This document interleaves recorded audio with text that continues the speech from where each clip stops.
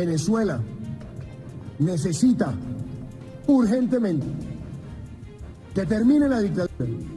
Desde el tiroteo de hace ya casi 10 años, el 14 de diciembre del 2012, en la escuela primaria Sandy Hook Elementary en Connecticut, en donde un individuo de tan solo 20 años, usando un rifle, asesinó a 26 personas, 20 de ellos estudiantes de primer grado de ese colegio. Desde esa fecha, han habido unos 900 incidentes escolares, en donde mueren y mueren más y más estudiantes. En esta ocasión, en la escuela primaria Uvalde en Texas, al menos 21 víctimas contabilizadas hasta ahora, entre ellos 19 pequeños alumnos de esta escuela primaria, fueron asesinados a sangre fría por un individuo de 18 años que hace apenas días adquirió 2 rifles de asalto con los que cometió los asesinatos.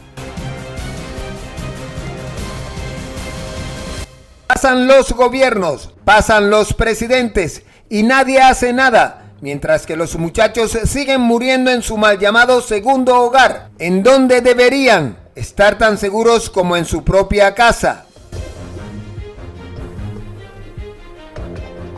Pero ¿por qué los gobiernos se mantienen de brazos cruzados? Porque la política y los intereses económicos de aquellos que financian las campañas electorales están por encima de las vidas de niños y jóvenes inocentes. Es por ello que no se implementan más y nuevas regulaciones en la adquisición de armas. No hace falta enmendar la Constitución ni abolir la segunda enmienda de la Constitución de los Estados Unidos. Esto es solo una excusa para no ponerle coto al gran negocio que es la venta de armas. Pero escuchemos lo que dice el patético actual presidente de los Estados Unidos. Good evening, fellow Americans. I had hoped when I became president I would not have to do this again. Another massacre, Uvalde, Texas, an elementary school. Beautiful, innocent, second, third, fourth graders. And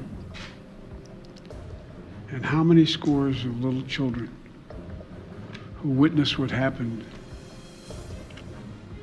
see their friends die as if they're on a battlefield, for God's sake.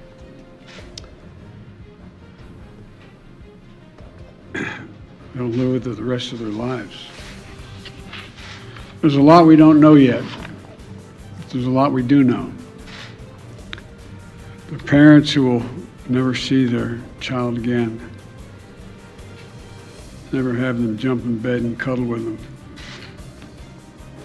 them. Parents who will never be the same. To lose a child is like having a piece of your soul ripped away. There's a hollowness in your chest. You feel like you're being sucked into it and never going to be able to get out. Suffocating. It's never quite the same. It's a feeling shared by the siblings and the grandparents and the family members and the community that's left behind. Scripture says, Jill and I have talked about this in different contexts, another context.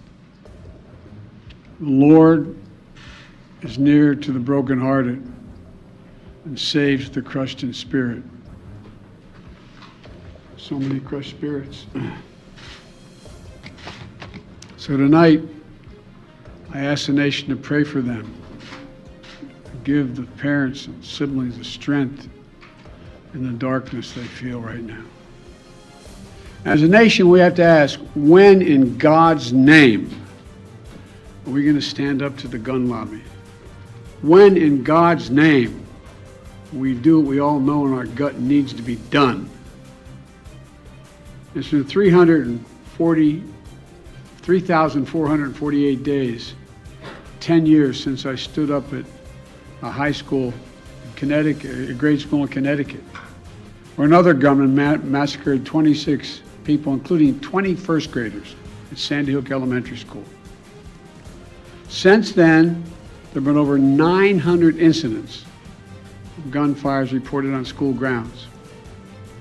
Marjorie Stoneman Douglas High School in Parkland, Florida. Santa Fe High School in Texas.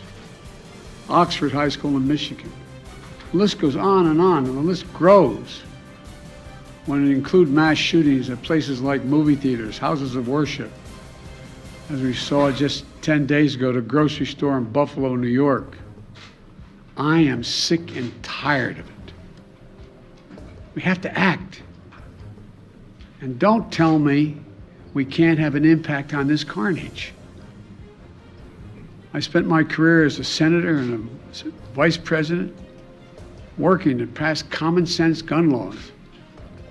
We can and won't prevent every tragedy, but we know they work and have positive impact. When we passed the assault weapons ban, mass shootings went down. When the law expired, mass shootings tripled. The idea that an 18-year-old kid can walk into a gun store and buy 2 assault weapons is just wrong. What in God's name do you need an assault weapon for except to kill someone? Deer aren't running through the forest with Kevlar vests on, for God's sake. It's just sick. And the gun manufacturers have spent 2 decades aggressively marketing assault weapons, which make them the most and largest profit. For God's sake, we have to have the courage to stand up to the industry. Here's what else I know. Most Americans support common sense laws, common sense gun laws. I just got off a trip from Asia, meeting with Asian leaders. And I learned of this while I was on the aircraft. And what struck me on that 17-hour flight, what struck me was these kinds of mass shootings rarely happen anywhere else in the world. Why? They have mental health problems. They have domestic disputes in other countries. They have people who are lost. But these kinds of mass shootings never happen with the kind of frequency they happen in America. Why? Why are we willing to live with this carnage? Why do we keep letting this happen? Where in God's name is our backbone to have the courage to deal with it and stand up to the lobbies? It's time to turn this pain into action. For every parent, for every citizen in this country, we have to make it clear to every elected official in this country, it's time to act.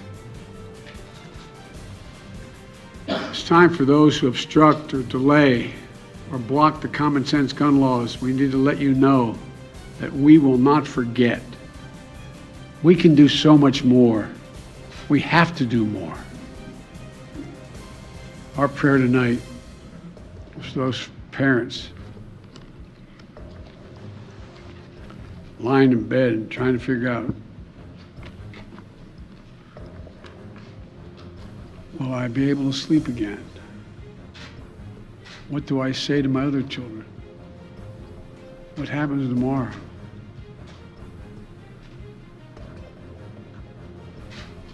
May God bless the loss of innocent life on this sad day. And may the Lord be near the brokenhearted and save those crushed in spirit, because they're going to need a lot of help, a lot of our prayer. God bless you.